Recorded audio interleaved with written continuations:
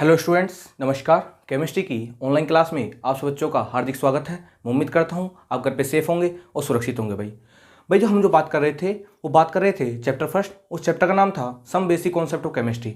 और इस some basic concept of chemistry में हमने काफ़ी कुछ बातें कर ली।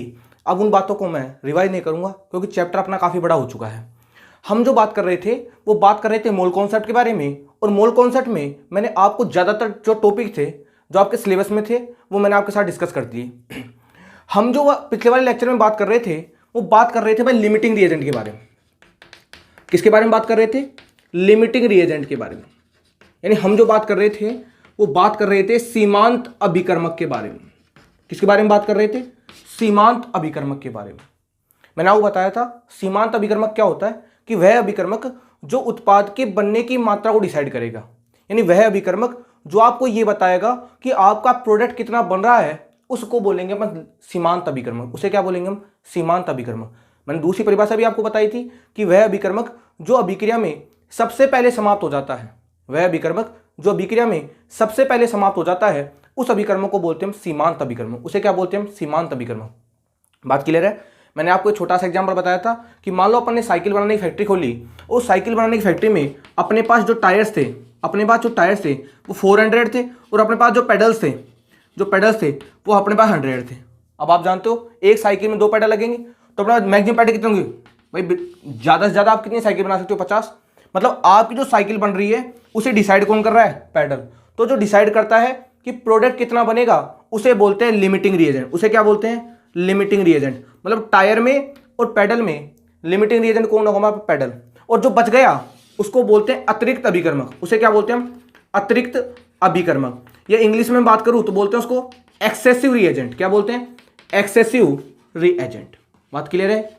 ये बात तो मैंने आपको बताई थी कि वह अभिकर्मक जो आपको उत्पाद के बनने की मात्रा को डिसाइड करेगा उसे बोलते हैं लिमिटिंग रिएजेंट। या वह अभिकर्मक जो अभिक्रिया में सबसे पहले समाप्त हो जाता है उसे बोलते हैं अपन क्या? Limiting reagent. यानी जो भी रोल प्ले होगा भाई आपका जो प्रोडक्ट है ना, आपका जो प्रोडक्ट है वो कैसे बनेगा उसे डिसाइड कौन करेगा भाई? Limiting reagent.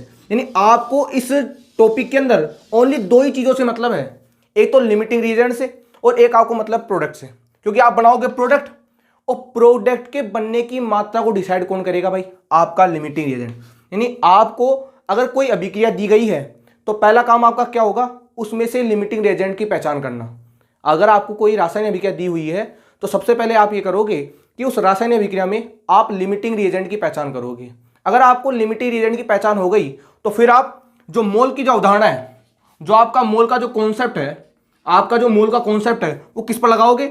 लिमिटिंग रिएजेंट पर। और किस पर लगा दोगे भाई? प्रोडक्ट पर। ध्यान रखना इस चीज को। जब भी अगर आपसे पास लिमिटिंग रिएजेंट का कोई क्वेश्चन आ रहा है तो आप हमेशा जो मोल कॉन्सेप्ट होगा किस पर लगाओगे? लिमिटिंग रिएजेंट पर। और किस पर लगाओगे भाई? प्रोडक्ट पर। यानी एक्सेसिव रिएजेंट पर आपको मोल का कॉन्सेप्ट नहीं लगाना अगर लिमिटिंग रिएजेंट की बात की जा रही है तो। बात क्लियर है? कि मान लो आपके सामने एक रासायनिक अभिक्रिया दे दी गई और रासायनिक अभिक्रिया को देखकर आपसे पूछा गया कि बताओ प्रोडक्ट की प्राप्ति कितनी होगी। तो पहला काम आपका क्या होगा? आप पहचानोगे कि इन अभिक्रिया में लिमिटिंग रिएजेंट कौन सा है। और एक बार अगर आपको लिमिटिंग रिएजेंट का पता लग गया उसके बाद आप लिमिटिंग रिएजेंट और प्रोडक्ट में क्या लगा दोगे? मोल रिलेशन। अब वो चाहे मोल मोल हो, मास मास हो, मोल पार्टिकल हो, मोल वॉल्यूम हो, वॉल्यूम वॉल्यूम हो, इतने सारे रिलेशन मैंने आपको पढ़ाए थे। जब मैंने पढ़ाया था आपको मोल का एप्लीकेशन, उसमें मैंने 6 टाइप के रिलेशन आपको पढ़ाए थे। उन रिलेशनों को आपको किसके ऊपर लगाना है? लिमिटिंग रिएजेंट के ऊपर। और साथ में किसके ऊपर लगाना है? आपको प्रोडक्ट के ऊपर। कैसे लगाएंगे वो तरीका आज मैं बता रहा हूं। लेकिन सबसे पहले बात करेंगे परिभाषा की। तो परिभाषा क्या है कि वह अभिकर्मक जो उत्पाद के बनने की मात्रा को डिसाइड करता है उस अभिकर्मक को बोलते हैं लिमिटिंग रिएजेंट, या शॉर्ट में बोलते हैं उसको LR। समझ गए ना? Limiting reagent. यह है अभिकर्मक जो अभिक्रिया में सबसे पहले समाप्त हो जाता है उसे बोलते हैं हम लिमिटिंग रिएजेंट। उसे क्या बोलते हैं? Limiting reagent. अब मैं बताता हूं आपको आप कैसे पता लगाओगे कि किसी भी अभिक्रिया में लिमिटिंग रिएजेंट क्या होता है। क्योंकि आपका टारगेट क्या है? आपको काम करना है लिमिटिंग रिएजेंट के ऊपर और साथ में काम करना है आपको प्रोडक्ट के ऊपर। किस पर काम करना है आपको? कि पहले तो आपको पता लगाना है लिमिटिंग रिएजेंट कौन सा है, उसके बाद आप लिमिटिंग रिएजेंट और प्रोडक्ट के ऊपर क्या लगाओगे भाई? उस पर लगाओगे आप मोल कॉन्सेप्ट। क्या लगाओगे? Mole concept. अब इसमें चाहे मोल मोल रिलेशन हो, मोल पार्टिकल रिलेशन हो, मोल वॉल्यूम रिलेशन हो, मास मास रिलेशन हो, मास वॉल्यूम रिलेशन हो, या वॉल्यूम वॉल्यूम रिलेशन हो। लेकिन पहला काम आपका क्या होगा? लिमिटिंग रीजेंट की पहचान करना, और उसके बाद लिमिटिंग रीजेंट और प्रोडक्ट के बीच क्या लगा दोगे आप, मोल रिलेशन। बात क्लियर है। अब हमको ये पता लगाना है कि अगर हमको कोई अभिक्रिया दे दी जाए तो उसमें लिमिटिंग रेजेंट की पहचान किस प्रकार की जाती है। हम कैसे पता लगाएं कि इस अभिक्रिया में लिमिटिंग रेजेंट कौन सा होगा, या मैं कहूं हिंदी में हम कैसे पता लगाएं कि किसी भी रासायनिक अभिक्रिया में सीमांत अभिकर्मक कौन सा होगा। तो बताने का तरीका है वो मैं आपके साथ शेयर कर रहा हूं, देखो ध्यान से बोर्ड पे। और वो तरीका हमको याद होना चाहिए। मान लो एक सामान्य अभिक्रिया लिखी हुई है, कैसे लिखी है, small A capital A plus small B capital B. जो चेंज हो रहा है small C capital D C, small D capital D. ठीक है, एक अभिक्रिया है small A capital A small B capital B convert small C capital C plus small D capital D, जहां पर यहां पर क्या है ए बी सी और डी। ये क्या है, ये अपने पास रस समीकरण मिति है। ये अपने पास क्या है भाई, रस समीकरण मिति है स्थिरांक। क्या है अपने पास, ये रस समीकरण मिति है स्थिरांक, या इंग्लिश में बोलूं तो मैं स्टाइकियोमेट्रिक कोएफिशिएंट। क्या बोलेंगे इंग्लिश में, स्टाइकियोमेट्रिक कोएफिशिएंट। पता है आपको रस समीकरण मिति क्या होती है, किसी भी संतुलित रासायनिक अभिक्रिया में आप जिन स्थिरांकों का उपयोग करते हो संतुलित करने के लिए उसे बोलते हैं रस समीकरण मिति स्थिरांक, और वो अभिक्रिया कहलाती है, वो कहलाती है अभिक्रिया की रस समीकरण मिति। तो यहां पर स्मॉल ए small B small C small D क्या है, ये सबके सब है रस समीकरण मिति स्थिरांक। और आपको पता है ये जो मैं आपको देते हैं अपन जो स्टाइकियोमेट्रिक लेते हैं, अपन जो स्टाइकियोमेट्रिक कोएफिशिएंट लेते हैं, या अपन जो रस समीकरण मिति स्थिरांक लेते हैं, वो संतुलित रासायनिक अभिक्रिया में किसके बराबर होता है, मोल के बराबर होता ही नहीं होता। जैसे मैं बात करूं कि N2 + 3H2 किसमें चेंज हो रहा है, 2NH3 में, तो इसका स्टाइकियोमेट्रिक यानी इसका रस समीकरण मिति स्थिरांक क्या होगा, कुछ भी नहीं है तो एक मान लेंगे, इसका 1 होगा, इसका 3 होगा, इसका कितना होगा 2, यानी 1 3 और 2 ये क्या है, सब SC है। SC को लिख दूंगे ना स्टाइकियोमेट्रिक कोएफिशिएंट, यानी इसका रस समीकरण मिति स्थिरांक क्या है 1, इसका रस समीकरण मिति स्थिरांक कितना है 3, इसका रस समीकरण मिति स्थिरांक कितना है भाई 2। यानी जो आगे जो वैल्यू होती है ये वैल्यू इसको वैल्यू क्या कहते हैं, इसको बोलते हैं रस समीकरण मितीय स्थिरांक। इसे क्या बोलते हैं, रस समीकरण मितीय स्थिरांक। और एक संतुलित रासायनिक अभिक्रिया में ये जो रस समीकरण मितीय स्थिरांक जो है वो किसके बराबर होता है भाई, मोल के बराबर। किसके बराबर होता है, मोल के बराबर। अब सुनो बात ध्यान से, करना क्या है हमको, यहां तक की बात शायद आपको समझ में आ गई। अब आपको क्या करेगा, एक अभिक्रिया लिख के दे देगा, ऐसे सामान्य अभिक्रिया है, मैं आपको एग्जाम्पल देके बताऊंगा भाई। एक सामान्य अभिक्रिया लिख दी जाएगी कि एक अभिक्रिया इस प्रकार से दी गई है, और फिर आपको देगा मोल। क्या देगा, गिवन मोल, यहां लिख रहा हूं मैं गिवन मोल जो आपको दिए गए हैं।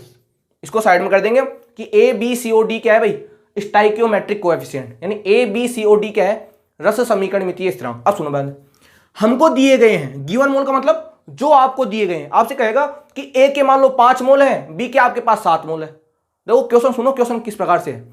एक अभिक्रिया इस प्रकार से दी हुई है, मान लो अभिक्रिया यही है, small A capital A plus small B capital B convert किसमें हो रहा है, small C capital C plus small D capital D. कि एक रासायनिक अभिक्रिया निम्न प्रकार से दी गई है, यदि ए के एक्स मोल दिए जाएं, ए के कितने मोल दे दिए एक्स, और बी के वाई मोल दे दिए जाएं। क्वेश्चन का क्या कहा, एक सामान्य अभिक्रिया इस प्रकार से दी हुई है, यदि ए के एक्स मोल हो और बी के वाई मोल हो, यानी एक्स क्या तो एक्स वो ए का तो कितना दे दिया एक्स मोल और बी का कितना दे दिया वाई मोल, तो पूछेगा बताओ सी के कितने मोल बनेंगे, कि सी के मोल कितने होंगे यदि ए का एक्स मोल दिया गया है और बी का वाई मोल दिया गया है।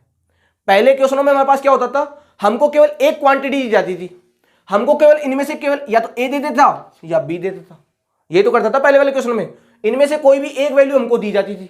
लेकिन इस बार क्या कर दिया, उसने ए के मोल भी दे दिए और इसने बी के मोल भी दे दिए। अब हमको ये डिसाइड करना है इस ए में से और बी में से लिमिटिंग रीजेंट कौन सा होगा। जो लिमिटिंग होगा वो ही प्रोडक्ट डिसाइड करेगा। यानी इनमें से आपको ये पता लगाना है कि इनमें से एल आर कौन है, एल आर समझ गए ना, लिमिटिंग रिएजेंट। जो लिमिटिंग रिएजेंट होगा उसके बीच में और प्रोडक्ट के बीच में क्या लगा दोगे आप, मोल रिलेशन। क्या लगा दोगे आप, मोल रिलेशन। क्या लगा दोगे, मोल रिलेशन। तो पहला काम क्या होगा, हमको ये पहचान करना है कि इन दोनों में से जो मोल कॉन्सेप्ट है वो बी और सी के बीच में लगेगा या ए या सी के बीच में लगेगा। यानी पहला काम हमारा ये होगा लिमिटिंग रिएजेंट की पहचान करना। वो पहचान कैसे होगी, छोड़ो बात ध्यान से। तो क्या दिया गया, गिवन मोल, ए के कितने मोल दिए गए भाई हमको, एक्स मोल दिए गए, बी के कितने मोल दिए गए हमको, वाई। ठीक है, प्रोडक्ट हमको मतलब नहीं है, कोई प्रोडक्ट बना देंगे हम बाद में।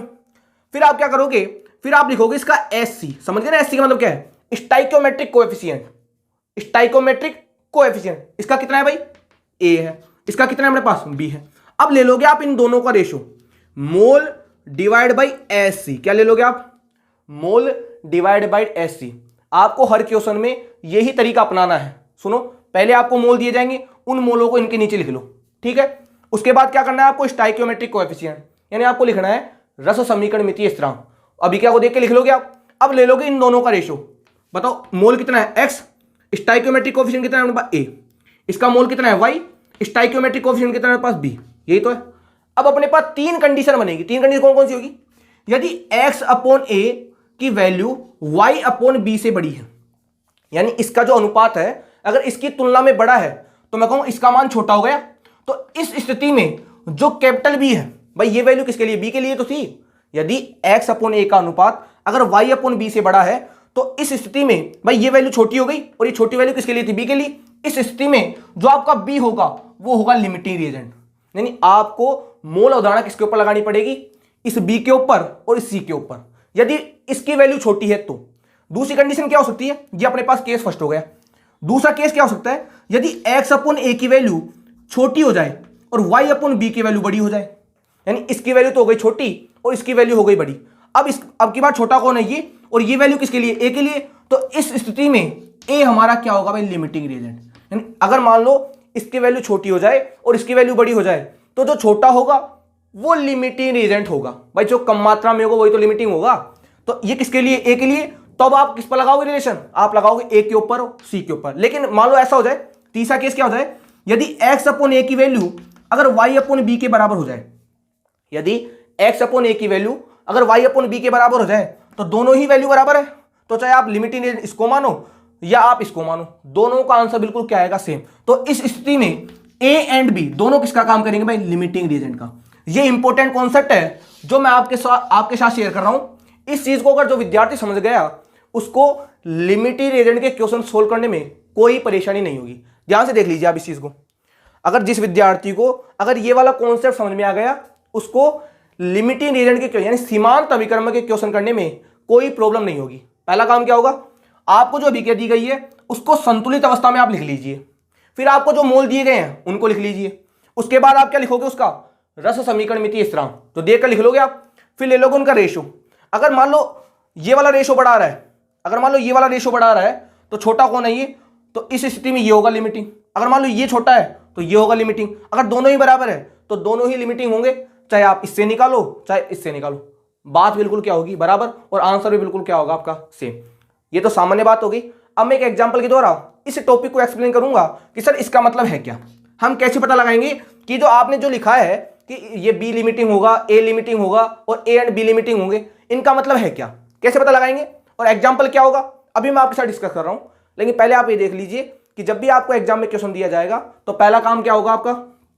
संतुलित रासायनिक अभिक्रिया लिखना। उसके बाद क्या लिखोगे? जो मोल आपको दिए गए उनको लिख दो। फिर क्या करोगे आप? उसका लिखोगे रस समीकरण मितीय स्थिरांक, जो भी है वो लिख देना आप। उसके बाद क्या करोगे? इनका ले लोगे अनुपात, मोल का और इसका स्टाइकियोमेट्रिक कोएफिशिएंट का ले लोगे। अगर छोटी वैल्यू जो है, जिसकी वैल्यू छोटी होगी वही क्या होगा? लिमिटिंग। जिसकी वैल्यू छोटी होगी वही क्या होगा भाई? लिमिटिंग। बात क्लियर है? चलो भाई, अब मैं एग्जांपल के द्वारा इस चीज को एक्सप्लेन करता हूं कि कहना क्या चाहता है। तो लिमिटिंग रिएजेंट की कहानी यहां तक कि शायद आपको समझ में आ गई होगी। फिर भी कोई डाउट है तो आप मुझसे पूछ सकते हो भाई, ठीक है। अब देखो एग्जांपल ले लेते हैं अपन। एग्जांपल क्या है? एग्जांपल कह रहा है एक अभिक्रिया इस प्रकार से लिखी हुई है। क्या लिख दिया उसने कि H2SO4, सुनना रिएक्शन को ध्यान से, H2SO4 कैल्शियम हाइड्रोक्साइड के साथ अभिक्रिया करके, इधर लिख देता हूं थोड़ा साइड में, जगह नहीं रहती फिर, देखना ध्यान से एग्जांपल को।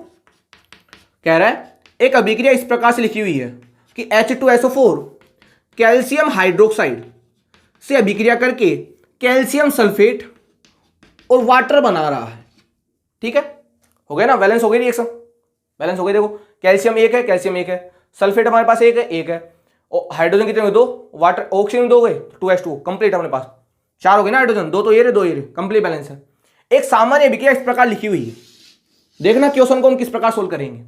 लिमिटिंग रिएजेंट का कॉन्सेप्ट लगाकर, यानी सीमांत अभिकर्म का कॉन्सेप्ट लगाकर हम क्वेश्चन को किस प्रकार सोल्व करेंगे।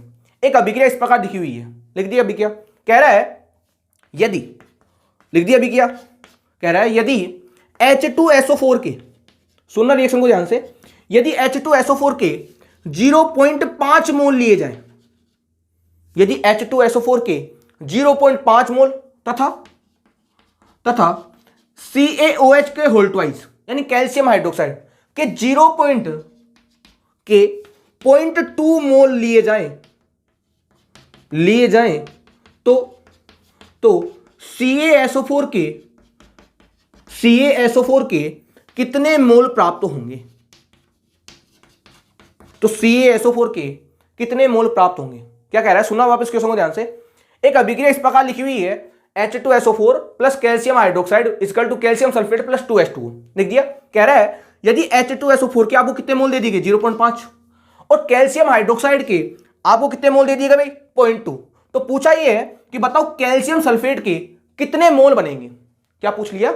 इन दोनों के आपको मोल दे दिए गए और आपसे कैल्शियम सल्फेट के मोल पूछ लिए गए हैं। कैसे सोल्व करोगे? तो देखो आप, एक तो आपको H2SO4 का मोल दे दिया गया है और एक आपको कैल्शियम हाइड्रोक्साइड का मोल दे दिया गया है। अब इन दोनों में से पहला काम क्या होगा? आपको ये पता लगाना है कि इन दोनों में से लिमिटिंग रीजेंट कौन सा होगा, क्योंकि आप जानते हो आपको जो मोल कॉन्सेप्ट लगाना है वो किसके ऊपर लगाना है? लिमिटिंग रिएजेंट, और साथ में किसके ऊपर लगाना है भाई? प्रोडक्ट के ऊपर। प्रोडक्ट तो हमको पता है CaSO4 है, हमको ये देखना है कि लिमिटिंग रिएजेंट हमारा कौन सा होगा। अगर इस बात का हमको पता लग गया फिर तो मोल रिलेशन लगा देंगे, क्योंकि हमको एक के मोल दिए गए हैं और दूसरे के मोल पूछे गए हैं, तो हम लगा देंगे मोल मोल रिलेशन। क्या लगा देंगे? मोल मोल रिलेशन। बताया था ना आपको, जब आपको एक के मोल दिए जाएं और दूसरे के मोल पूछे जाएं तो आप कौन सा संबंध लगाओगे भाई? मोल मोल रिलेशन। कौन सा लगाओगे? मोल मोल रिलेशन। बात क्लियर है? लेकिन पहला काम हमारा क्या होगा? हमको ये देखना है कि इस अभिक्रिया में लिमिटिंग रिएजेंट कौन सा होगा। कैसे पता लगाएंगे? देखो ध्यान से, इधर लिख देता हूं। देखो हमको क्या दिया है? H2SO4 को दिए 0.5 और COH के कितने दिए हमको?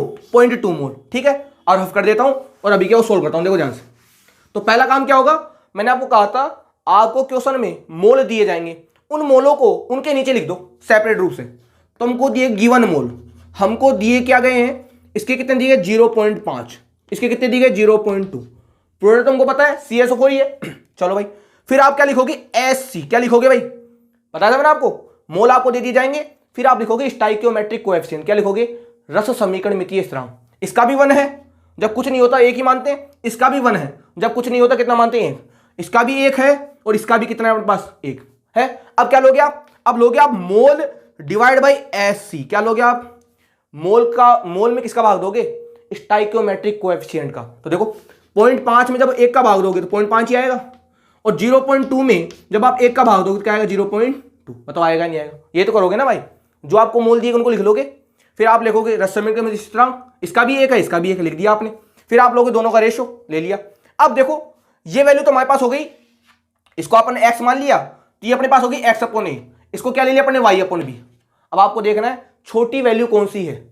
जो वैल्यू छोटी होगी वही क्या होगा भाई? Limiting reagent. बताया था ना आपको भाई, अगर ये छोटा है तो B लिमिटिंग, अगर ये छोटा है तो A लिमिटिंग, और दोनों ही बराबर है तो दोनों ही लिमिटिंग होंगे, चाहे आप कोई सा भी ले लो। अब आप देखो इन दोनों में 0.5 में से और 0.2 में से छोटी वैल्यू कौन सी है भाई? 0.2 ही तो है भाई। 0.5 में से और 0.2 में से, पता है आपको इस चीज के बारे में? इतनी सी मैथ तो आप जानते हो कि 0.5 में से और 0.2 में से छोटी वैल्यू कौन सी होगी? 0.2। मतलब आपका जो कैल्शियम हाइड्रोक्साइड है, आपका जो कैल्शियम हाइड्रोक्साइड है, बताओ लिमिटिंग रिएजेंट होगा कि नहीं होगा? बताओ होगा कि नहीं होगा? यानी आपने इस अभिक्रिया में पहचान लिया कि इस अभिक्रिया में H2SO4 की तो मात्रा ज्यादा होगी और कैल्शियम हाइड्रोक्साइड की मात्रा क्या होगी भाई? कम। और जिसकी मात्रा कम होती है उसे ही क्या बोलते हैं हम? Limiting reagent. उसे क्या बोलते हैं हम? Limiting reagent. यानी हमने पता लगा लिया इस अभिक्रिया में लिमिटिंग रिएजेंट कौन सा होगा भाई? Calcium hydroxide. कैसे होगा? क्योंकि इसकी जो वैल्यू थी वो क्या थी? कम। और हम जानते हैं जिसकी वैल्यू कम होगी वही क्या होगा? हमारा लिमिटिंग रिएजेंट। यानी हमको जो अपना जो मोल कॉन्सेप्ट लगाना है वो किसके ऊपर लगाना है? CaOH के होल ट्वाइस, और साथ में किसके ऊपर लगाना है? Calcium sulphate. यानी हमको इस अभिक्रिया में H2SO4 से कोई मतलब नहीं है, क्योंकि हमने पता लगा लिया लिमिटिंग रिएजेंट के बारे में। अब लगा दो रिलेशन, पता लग रहा है भाई लिमिटिंग रिएजेंट कौन सा है? लिमिटिंग कौन सा होगा? CaOH का उल्टा, क्योंकि इसकी वैल्यू छोटी है, इसकी वैल्यू बड़ी है। जिसकी वैल्यू छोटी होगी वही हमारा क्या होगा भाई? Limiting reagent. अब लगा दो आप, पता लग गया ये क्या है अपने पास? Limiting reagent. इससे क्या बन रहा है भाई? CaSO4। अब देखो ध्यान से, अब लगाएंगे हमारा मोल मोल रिलेशन। देखो आप, ये 1 है, इसकी वैल्यू कितनी है अपने पास? 1, यानी इसके 1 से बन रहा है इसका 1। सोचो ना, इसके 1 मोल से इसका 1 मोल बन रहा है, तो इसके कितने मोल थे भाई? 0.2, बताओ इसके 0.2 से कितना बनेगा, इसका 0.2 मोल बनेगा नहीं बनेगा, दैट इज द आंसर।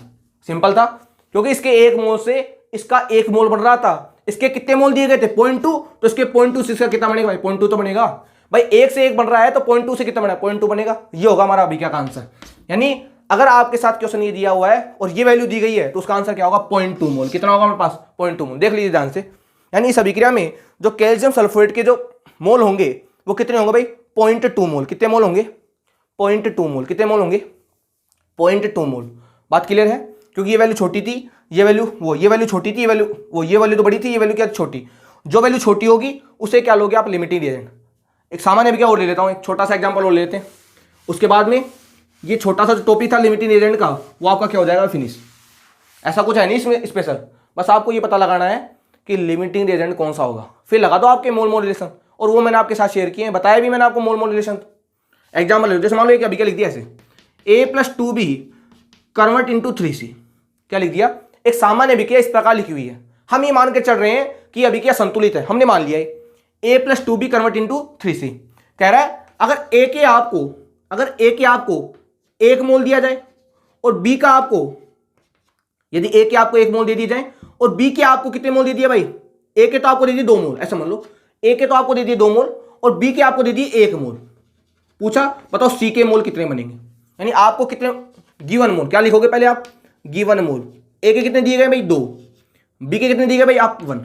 अब क्या लिखोगे आप SC स्टाइकियोमेट्रिक कोएफिशिएंट। हम ये मान के चल रहे हैं कि अभी क्या संतुलित है, तो इसके आगे कुछ नहीं है तो 1 मान लेंगे, इसका तो 1 होगा, इसके आगे 2 है तो इसका 2 होगा। अब क्या लिखोगा मोल बटा SC, क्या लिखोगे आप मोल बटा SC, तो मोल कितने 2 डिवाइड बाई 1, कितना आएगा मेरे पास 1 तो आएगा, वो 2 आएगा, सॉरी 2 आएगा। इधर क्या आएगा 1 डिवाइड बाई 2, ये तो करोगे भाई, इसके मोल आपको 1 दिए ना, डिवाइड करके कर दोगे 2 का, मतलब A/2 आएगा नहीं आएगा, और A/2 क्या होता है अपने पास 0.5 ही तो होता है, 1/2 कितना होता है 0.5। अब आप देखो इन दोनों में छोटी वैल्यू कौन सी है, ये वाली है, मतलब ये वाली छोटी है, तो ये क्या होगा उनके पास लिमिटिंग रिएजेंट होगा कि नहीं होगा, क्योंकि आपको पता है जो वैल्यू छोटी होती है वही क्या होता है लिमिटिंग रिएजेंट। यानी आपको जो रिलेशन लगाना है किसके ऊपर लगाना है 2B और 3C, यानी आप पता लग गया आपको कि 2B और 3C में हमको लगाना है मोल मोल रिलेशन। अब देख लो 2 से बन रहा है 3, तो 1 से कितना बनेगा भाई, देखो 2 से कितना बन रहा है 3, तो 1 से बनेगा 3/2, और कितने मोल दिए गए हमको B के, हमको B के दिए 1, तो 1 से भी कितना बनेगा 3/2 मल्टीप्लाई 1 कर दो, बस इतना ही तो आएगा, दैट इज द आंसर। ये होगा हमारे पास मोल कि 1 से कितने बनेंगे, इतने बनेंगे साहब। हमको ये पता लगाना था बस लिमिटिंग रिएजेंट कौन सा होगा, उसके बाद तो हम जानते हैं मोल कॉन्सेप्ट लगाना, हमको यूनिटरी मेथड का पता है, हम मोल कॉन्सेप्ट लगा लेंगे और हमारा क्या आ जाएगा भाई आंसर। बात क्लियर है, ध्यान से देख लीजिए आप इस चीज़ को। ये छोटा सा टॉपिक था जिससे विद्यार्थी काफ़ी डरते हैं, बाकी इस टॉपिक में ऐसा कुछ है नहीं, बस आपको ये पता लगाना है कि वैल्यू छोटी कौन सी है, जो वैल्यू छोटी होगी वही क्या होगा आपका लिमिटिंग रिएजेंट। बात क्लियर है। इस लिमिटिंग रिएजेंट के ऊपर मैं आपको 4-5 क्वेश्चन आपको दे दूंगा, वो आप सोल्व करना, उससे आपको थोड़ी और जानकारी हो जाएगी कि लिमिटिंग रिएजेंट हम किस प्रकार लगाते हैं। बात क्लियर। अब क्या कर सकते हैं, देखो कई बार एग्जाम में होशियारी भी कर देता है, आपको मोल दे देगा इनकी और इसके पूछ लेगा पार्टिकल्स, क्या पूछ लेगा कोई, तो सी के कितने पार्टिकल होंगे। अब जानते हो ना आप सी के पहले मोल निकाल लोगे आप, और मोल से पार्टिकल बनना आपको आता है, जानते हो ना मोल कौन सा पढ़ाया था मैंने कि मोल से क्या निकाल लोगे आप पार्टिकल, वो तरीके मैंने सारे बता दिया आपको कि आप मोल मोल, मोल वॉल्यूम, मोल पार्टिकल, मास मास, मास वॉल्यूम और वॉल्यूम वॉल्यूम से किस प्रकार लगाओगे, वो चीज़ मैं आपको साथ पहले वाले लेक्चर में डिस्कस कर चुका हूँ। इतनी देर से हम मोल कंसेप्ट को इसलिए तरीके से पढ़ रहे हैं ताकि आगे जितने भी टॉपिक आने वाले हैं उनमें हमारी कमांड क्या हो जाए भाई स्ट्रॉन्ग। उम्मीद करता हूँ शायद आपको लिमिटिंग रिएजेंट की कहानी समझ में आ गई होगी। आज के लिए इतना ही, धन्यवाद। अब देखो भाई एक बात आपको और बता दूं, ये अगर मैं बात करूं मोल कॉन्सेप्ट की तो मोल कॉन्सेप्ट ऑलमोस्ट हमारा कंप्लीट हो चुका है। इसके बाद में आएगी सांद्रता इकाइयाँ, इसके बाद में क्या आने वाली हैं सांद्रता इकाइयाँ, और जो सांद्रता इकाइयाँ हैं वो आपके 12th में चलती है भाई, वो आपके कहाँ चलती है, मैं ये नहीं कह रहा 11th में नहीं चलती, वो 11th में चलती है और वो 12th में भी चलती है। और 12th का एक चैप्टर है चैप्टर नंबर 2 सॉल्यूशन, उस सॉल्यूशन में उन सांद्रता इकाइयों को पूरा पढ़ाया जाता है और मैंने 12th के विद्यार्थियों को पूरा सॉल्यूशन पढ़ा दिया है, तो उसके जो लेक्चर है मैं आपके साथ शेयर कर दूंगा, वहां से आप सांद्रता इकाइयों को पढ़ लेना। क्लियर है। उसके बाद हमारा ये चैप्टर है वो ऑलमोस्ट क्या हो चुका है कंप्लीट, 1 या 2 टॉपिक हो रहे हैं, उसके बाद हमारा जो चैप्टर है some basic concept of chemistry वो कंप्लीट हो जाएगा।